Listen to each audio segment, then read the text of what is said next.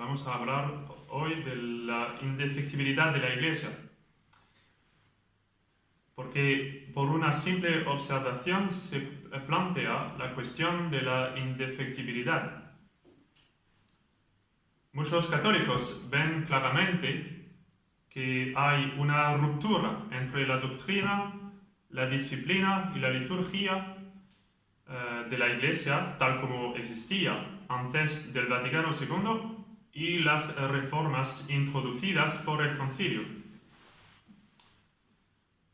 Debemos preguntarnos, ¿se pueden atribuir estas reformas a la Iglesia Católica? También, ¿cómo se conciliaría esto con el dogma de la indefectibilidad de la Iglesia? En efecto, la Iglesia debe perdurar hasta el fin de los tiempos con todos sus elementos esenciales. Según la promesa de Cristo, yo te digo que tú eres Pedro, y sobre esta roca edificaré mi iglesia, y las puertas del infierno no prevalecerán contra ella. Debemos hablar entonces de la definición de la indefectibilidad. La indefectibilidad de la Iglesia es aquella cualidad de la Iglesia por la cual permanecerá idéntica hasta el fin de los tiempos en toda su naturaleza y propiedades esenciales.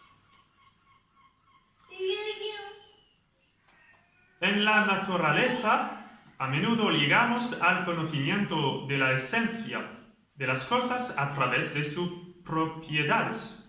Por ejemplo, si algo presenta todas las propiedades del metal, concluimos que es una pieza de metal. Si algún animal presenta todas las propiedades y características de un perro, concluimos que es un perro. No necesitamos que nos digan que es un perro, ni que haya una etiqueta que nos diga que es un perro, pero sabemos que es un perro porque muestra las características de un perro. Y del mismo modo podemos discernir cambios sustanciales, es decir, que una cosa ya no es lo que era, cuando han cambiado las propiedades esenciales. Si un trozo de madera se quema y se convierte en cenizas, vemos claramente que ya no es madera porque ya no presenta las características propias de la madera. Igualmente, cuando un organismo vivo muere, pierde las características de la vida y concluimos correctamente que ya no es un ser vivo, un pájaro o un gato, por ejemplo. De la misma manera se puede identificar cuál es la verdadera Iglesia de Cristo analizando sus características o propiedades. Y estos han sido reducidos por los padres y doctores de la Iglesia a 4 notas esenciales: unidad, santidad, catolicidad y apostolicidad. Por eso profesamos en el credo de Nicea: creo en una Iglesia santa, católica y apostólica. La Iglesia debe estar siempre dotada de estas 4 notas, ya que la pérdida de cualquiera de ellas indicaría un cambio sustancial, es decir, que dejaría de ser la Iglesia de Cristo, al igual que la ausencia de una propiedad esencial del metal indica que un objeto que se analiza no es y ya no es una pieza de metal. Y estas 4 notas de la Iglesia deben encontrarse en la doctrina, la disciplina y la liturgia, porque cualquier religión se caracteriza por un aspecto triple. Enseña un sistema de filosofía o creencia, la doctrina, indica una forma de vida, la disciplina, y prescribe alguna forma de adoración a Dios, la liturgia. Entonces, una ruptura sustancial en doctrina o disciplina o liturgia muestra un cambio sustancial de la religión, como lo vimos la última vez. Ahora pues, hoy vamos a hablar de la indefectibilidad de la Iglesia en su doctrina. Para asegurar la indefectibilidad de la Iglesia en la doctrina, Cristo la ha dotado de un magisterio infalible. ¿Y qué es eso? Magisterio. Magisterio de la Iglesia es el derecho y también el deber que recibió de Cristo de enseñar la verdad cristiana con una autoridad suprema a la que todos los católicos están obligados a obedecer interior y exteriormente.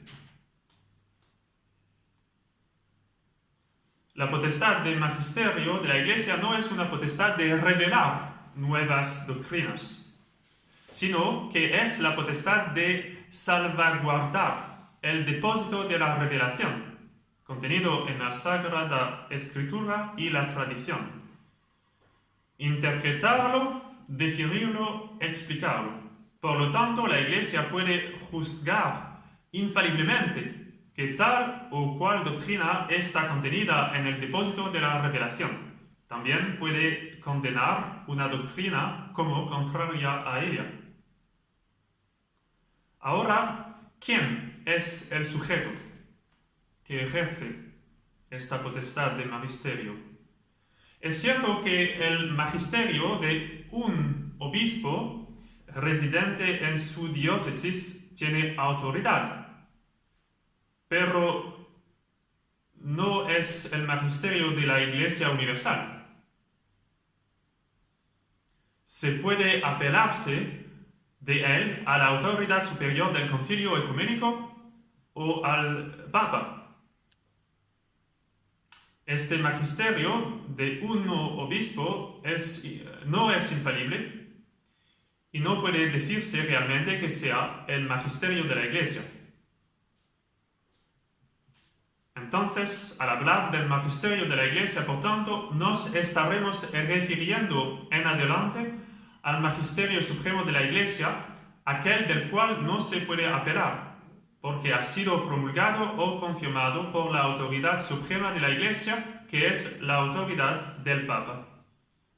Ahora debemos distinguir el magisterio pontificio, que es el ejercicio del poder de enseñar por el Papa solo, del magisterio universal, que es el poder de enseñar ejercido por toda la Iglesia docente, Ecclesia docens en latino, es decir, por los obispos junto con y en subordinación al Papa.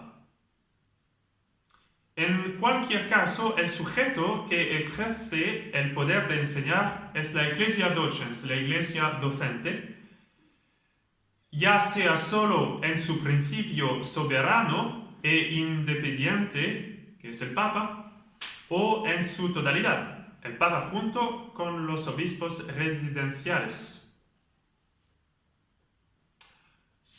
Ahora debemos distinguir modos de ejercicio de este magisterio. El magisterio ordinario, el primero, ordinario, de la Iglesia es la enseñanza cotidiana y continua de la fe, que no cesa de transmitir el depósito de la revelación y de proponerlo a la creencia de los fieles. Así enseña el Papa Pío XI, diciendo: la autoridad magisterial de la Iglesia, que en la sabiduría divina se constituyó en la tierra para que las doctrinas reveladas permanezcan intactas para siempre y sean llevadas con facilidad y seguridad al conocimiento de los hombres, se ejerce diariamente, por medio del romano pontífice y los obispos que están en comunión con él. Este magisterio diario se llama ordinario porque es continuo y utiliza medios ordinarios, cartas encíclicas, decretos, discursos, catecismos, la doctrina expresada por los mismos ritos de la Sagrada Liturgia, etc. Y se ejerce también por la aprobación tácita de la enseñanza de los teólogos, también de usos y costumbres y otras cosas. Ya que hemos hecho la distinción entre el magisterio ejercido por el Papa solo y el magisterio ejercido por el Papa junto con los obispos, podemos aplicar las nociones de modos ordinarios y extraordinarios a estos y por lo tanto podemos distinguir. Primo, el magisterio pontificio extraordinario, cuando el Papa solo, ejerciendo su suprema autoridad en el más alto grado y con gran solemnidad, hace una definición, como por ejemplo la definición dogmática de la Asunción de María, que fue pronunciada por el Papa Pío XII el 1 de noviembre de 1950. Pues segundo, el magisterio pontificio ordinario, cuando el Papa enseña a la Iglesia Universal por medios ordinarios, tales como cartas encíclicas, alocuciones, discursos y cosas similares. Pues,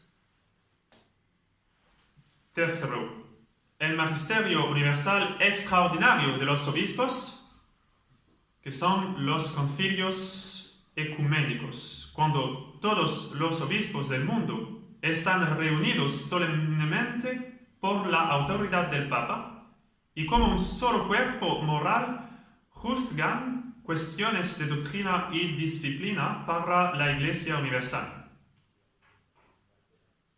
Y por fin, 4.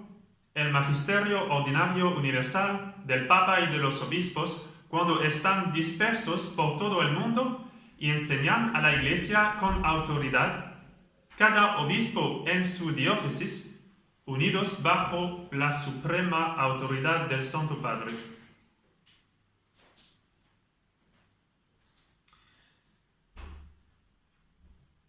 El magisterio supremo de la Iglesia es infalible, ya sea ejercido de manera ordinaria o extraordinaria, ya sea ejercido por el Papa solo o por toda la Iglesia docente.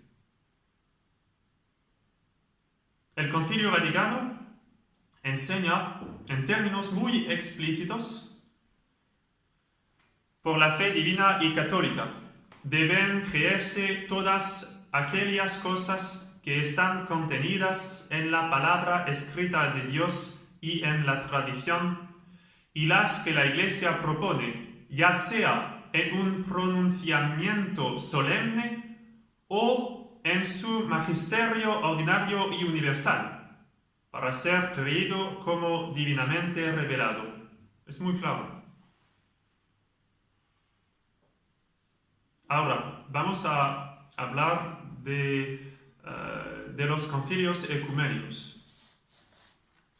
Un concilio ecuménico es una reunión de los obispos católicos convocados de todo el mundo, con el propósito de juzgar y legislar sobre las cosas eclesiásticas bajo el romano pontífice. El poder de convocar y presidir un concilio ecuménico pertenece al Papa, solamente al Papa.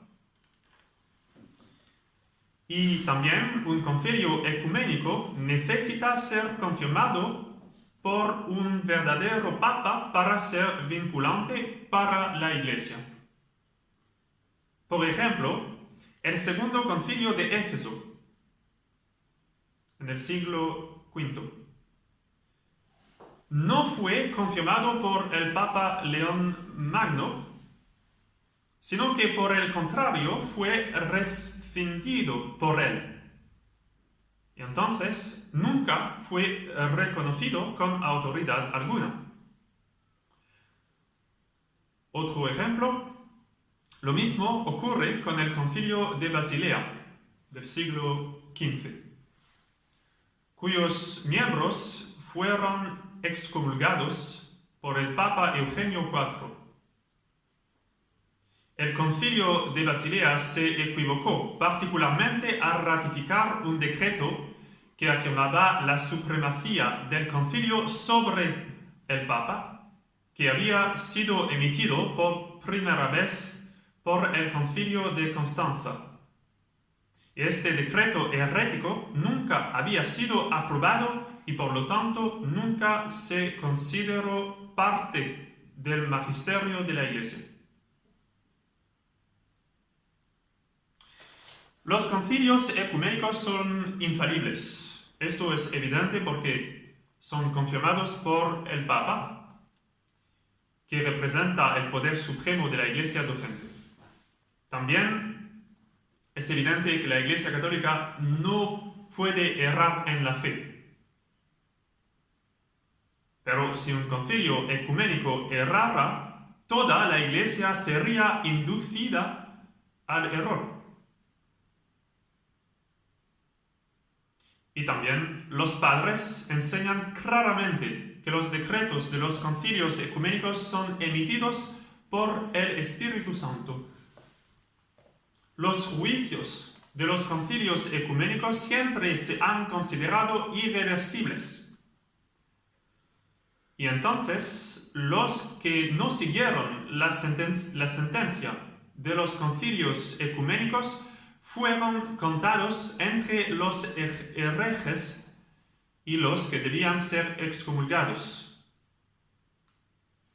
Ahora, una distinción muy importante es que la enseñanza de un concilio ecuménico se presenta bajo la forma de capítulos y cánones, de una manera positiva y de una manera negativa.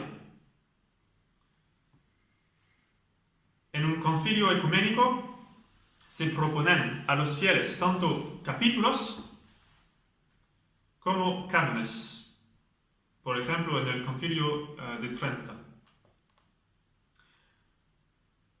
Porque la doctrina católica es presentada de una manera positiva, con explicación, en los capítulos. Y después también la doctrina es definida de manera negativa mediante la fulminación de anatemas contra los errores opuestos. Y estos se llaman los cánones. Ahora, tanto los capítulos como los cánones, sin embargo, son infalibles.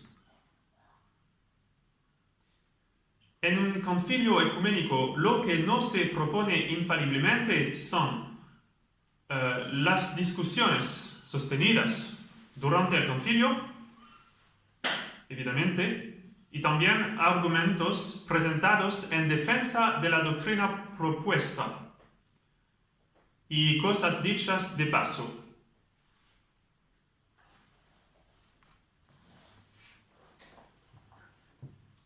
Pues vamos a hablar de la infalibilidad del romano pontífice.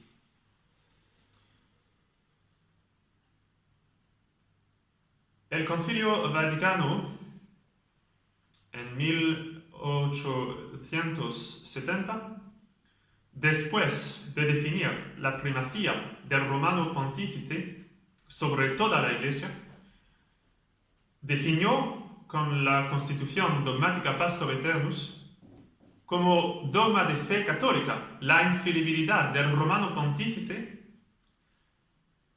en los siguientes términos, y vamos a leer la definición.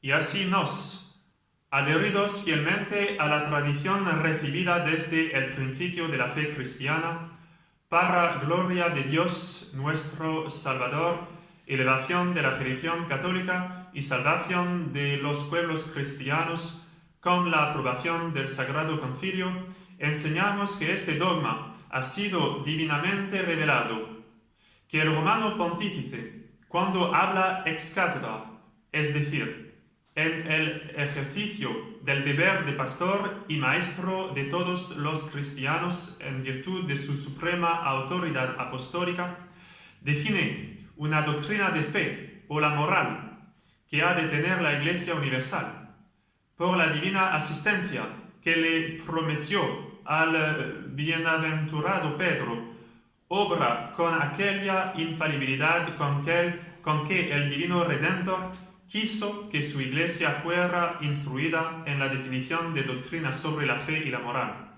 Y así tales definiciones del romano pontífice por sí mismas, pero no a través consenso de la Iglesia, son inalterables. Vamos a explicar esa definición. La infalibilidad papal es un carisma por el cual el Papa, cuando habla ex cátedra, en virtud de la asistencia divina, no puede desviarse en las definiciones de la fe o de moral.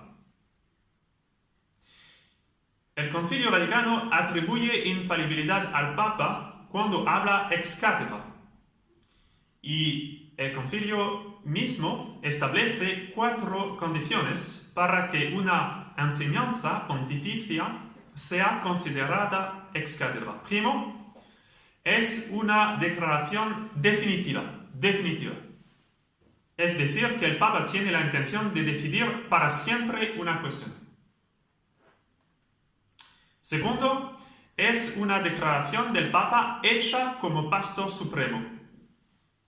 Es decir, que cumple el oficio de pastor universal y doctor de todos los fieles. Así, lo que el Papa dice como doctor privado, cuando da su opinión puramente personal sobre una cuestión dada, no es enseñanza ex cátedra.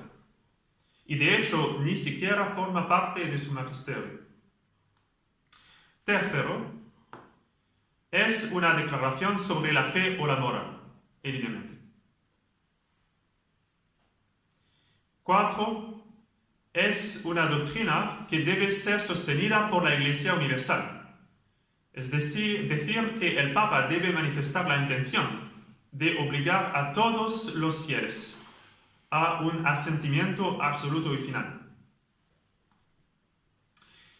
Ahora, este magisterio infalible del Papa se ejerce tanto en forma extraordinaria como ordinaria.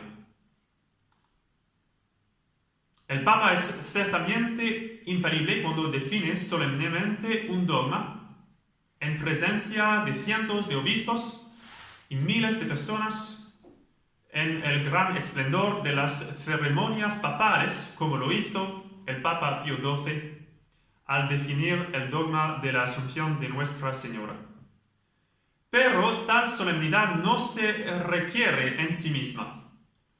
Y el Papa también es infalible cuando define la fe a través de medios ordinarios, como la condena del modernismo en la encíclica Pascendi de San Pío X y la condena del control de la natalidad por Pío XI en el encíclica Castigo Nubi.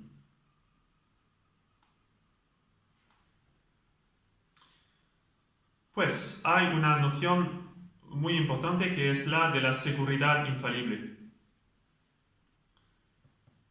El cardenal Franz Felin ha escrito que los decretos doctrinales de las sagradas congregaciones, y en particular los del Santo Oficio, gozan de una seguridad infalible cuando son aprobados por el Papa. Esta seguridad asegura que los fieles puedan recibir esta enseñanza con toda seguridad para la fe y la moral. De hecho, los fieles deben realmente aceptar esta enseñanza doctrinal bajo pena de pecado mortal, según canonistas y teólogos. Y por lo tanto, con mayor razón, cualquier enseñanza que emane del romano pontífice será, si no siempre infaliblemente verdadera, al menos infaliblemente segura. Esta noción de seguridad infalible ha sido adoptada y defendida por teólogos sucesores.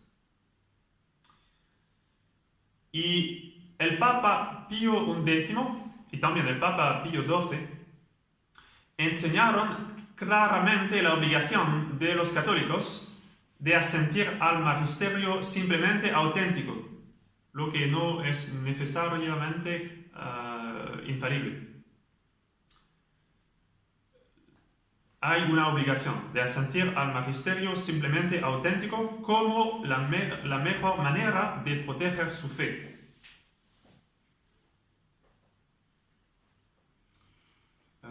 Por ejemplo, en la carta encíclica Casti Connubii, Pío X alude a la obediencia debida a los decretos doctrinales de la Santa Sede, incluso los no infalibles, como, dice, aquella ayuda que Dios da con tan generosidad para mantenerse ilesos y libres de error y corrupción moral. Y también el Papa Pío XII en la encíclica Humani Generis dijo lo mismo.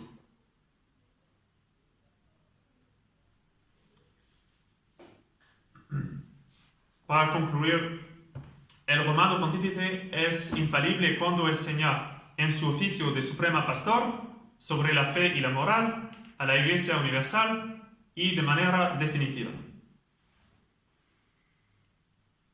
Y cuando no está resolviendo una cuestión de manera definitiva, sino simplemente dando pautas doctrinales, como suele ser el caso en una encíclica, el romano pontífice lo hace de una manera que es infaliblemente segura y que nunca podría contradecir las definiciones de la Iglesia pasada.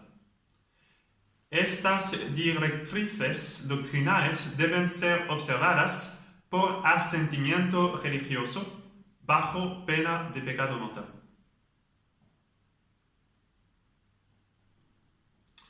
Ahora, vamos a hablar de la infalibilidad de la Iglesia en su magisterio ordinario universal, que es un punto muy importante también. Porque es la infalibilidad que la Iglesia goza en la enseñanza cotidiana de la fe. Y se expresa de múltiples maneras, ya sea explícitamente mediante documentos formales o implícitamente en la aprobación diaria de catecismos y manuales de seminario, por ejemplo.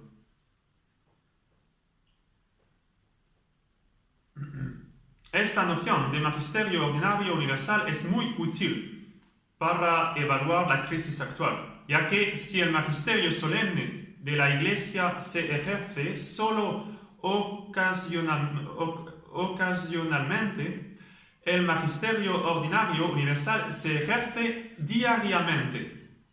Y por lo tanto, la Iglesia debe, por lo tanto, continuamente, todos los días, gozar de infalibilidad en enseñar la fe de esta manera ordinaria.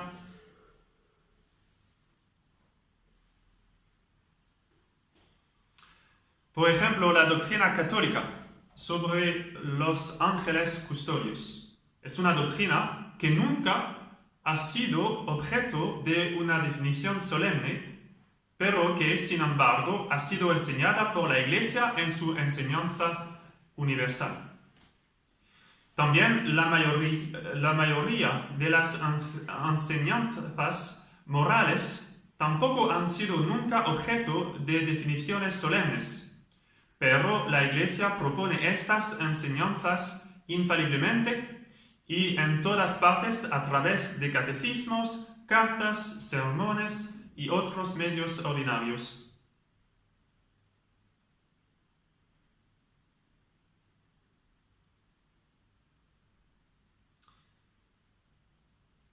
La infalibilidad del magisterio de los obispos unidos al Papa, ya sea en concilio o fuera del concilio, fue definida explícitamente en el Concilio Vaticano en la Constitución Dogmática Dei Filius, que dice lo que sigue.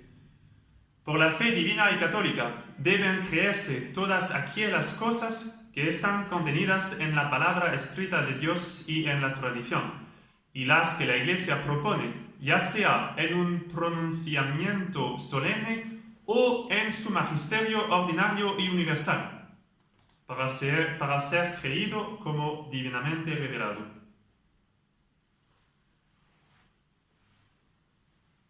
Pues, los obispos son infalibles cuando están presentes estas tres condiciones. Primero, son obispos residenciales, es decir, diocesanos, capaces de enseñar con autoridad. Segundo, hay un consenso de los obispos sumismos al Papa, con al menos una conciencia implícita de enseñar la misma doctrina que el Papa. Y tercero, enseñan una doctrina que debe guardarse definitivamente.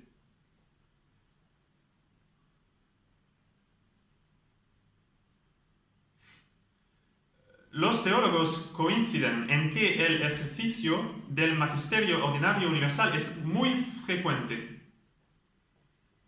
Los obispos utilizan el magisterio ordinario para guardar, proponer y declarar a sus fieles la doctrina de la fe y de la moral necesaria para su instrucción religiosa.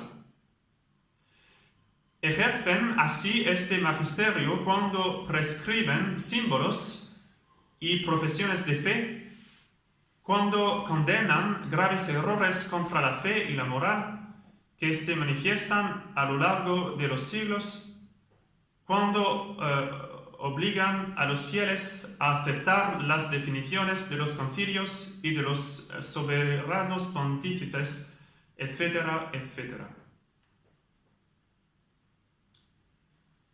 Muchas gracias.